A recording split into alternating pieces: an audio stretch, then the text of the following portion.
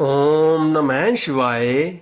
जलंधर का वध कथा 24वां अध्याय पंचम खंड श्री रुद्र संहिता शिव महापुराण।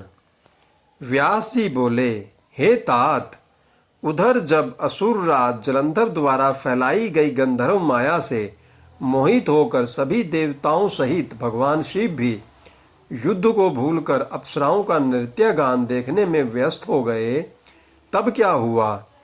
उधर जब जलंधर को पहचान कर देवी पार्वती कैलाश पर्वत से अंतर्ध्यान हो गई, तब वहां क्या हुआ?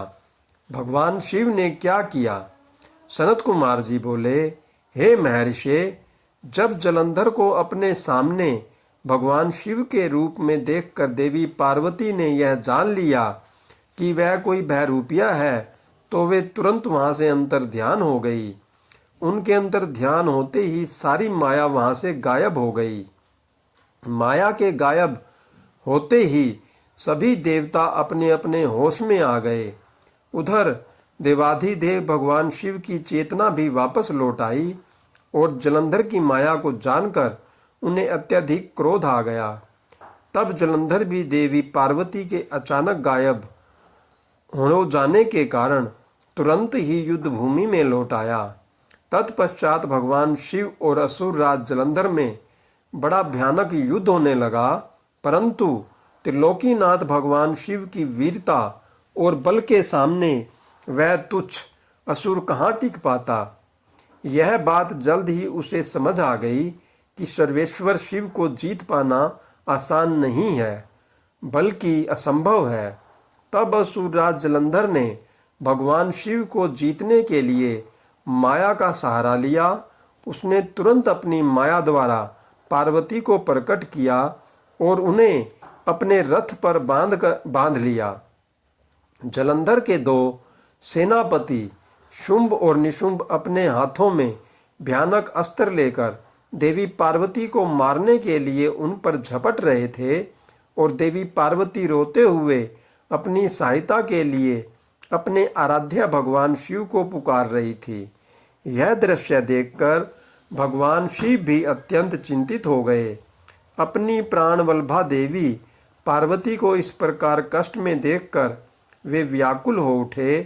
तब अपनी प्रिय पत्नी को दैत्येंद्र जलंधर से मुक्ति दिलाने के लिए उन्होंने बड़ा भयानक रूप धारण कर लिया। उनका वह रौद्र रूप देखकर राक्षसी सेना भयभीत होकर इधर उधर भागने लगी और छिपने का प्रयास करने लगी। उधर दैत्य सेना के प्रधान शुंभ और निशुंभ भी डर गए और युद्ध से बचने की कोशिश करने लगे। उनके भयभीत होते ही जलंधर की माया समाप्त हो गई। युद्ध भूमि में हाहाकार मच गया। सब इधर उधर दौड़ रहे थे।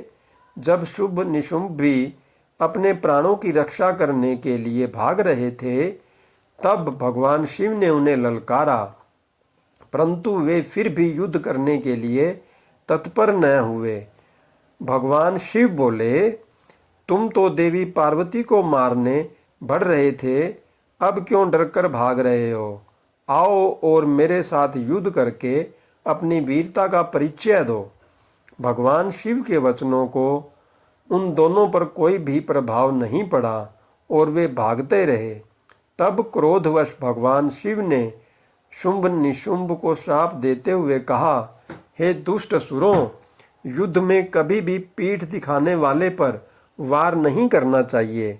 इसलिए मैं तुम दोनों को छोड़ रहा हूं, परंतु जिनको तुमने मारने का प्रयत्न कर रहे थे, वे ही देवी पार्वती तुम दोनों का एक दिन वध करेगी। भगवान शिव के इन वचनों को सुनकर क्रोध से भरा जलंधर उन पर झपटा। उसने भयानक बाण चलाकर पूरी पृथ्वी पर अंधकार कर दिया। इससे भगवान शिव का क्रोध अत्यधिक बढ़ गया और उन्होंने अपने चरणांगुष्ठ से बने हुए सुदर्शन चक्र को चला दिया। उस चक्र ने तुरंत जलंधर के सिर को उसके धड़ से अलग कर दिया।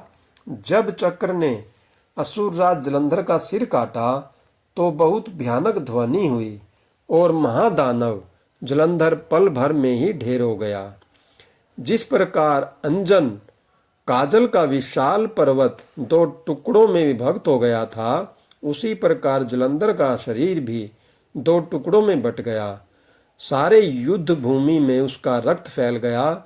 भगवान शिव की आज्ञा से जलंधर का रक्त और मांस महारौरव में जाकर रक्त का कुंड बन गया। दैत्यराज जलंधर के शरीर से निकला अद्भुत तेज उस समय भगवान शिव के शरीर में प्रवेश कर गया। जलंधर का वध होते ही चारों ओर हर्ष की लहर दौड़ गई। सभी देवता ऋषि मुनि बहुत प्रसन्न हुए। अप्सराएं और गंधर्व मंगल गान गाने लगे। सारी दिशाओं से भगवान शिव पर फूलों की वर्षा होने लगी। ओम नमः शिवाय। हर हर महादेव। जय शिव शंभू। जय